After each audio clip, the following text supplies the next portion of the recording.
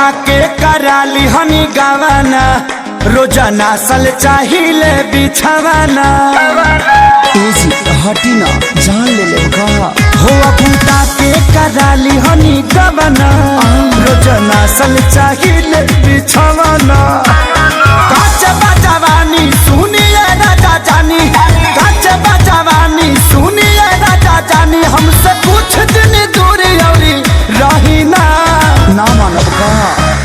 नान्हे हमरो उमर कमर लोटे साहिना नान्हे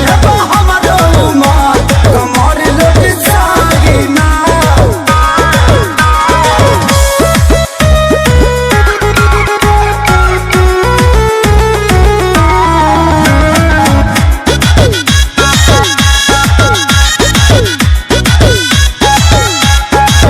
नहीं करी परेशान वही बानी हम नादान से जिपा चढ़ी जानी फान लागे लबलई कोई हम जान दूधा के दांत तोड़िए के दम लेव का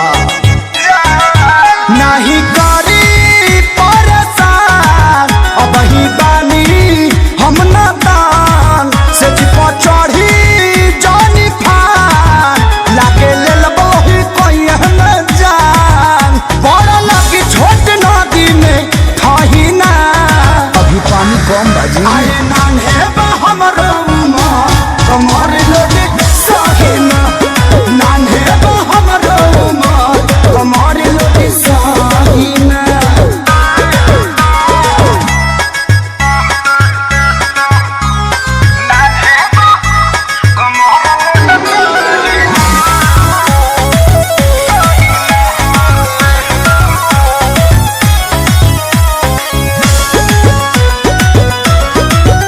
पानी दुबार कम जोर ऐसे गोड़ में फसाई ना गोर लागे सूते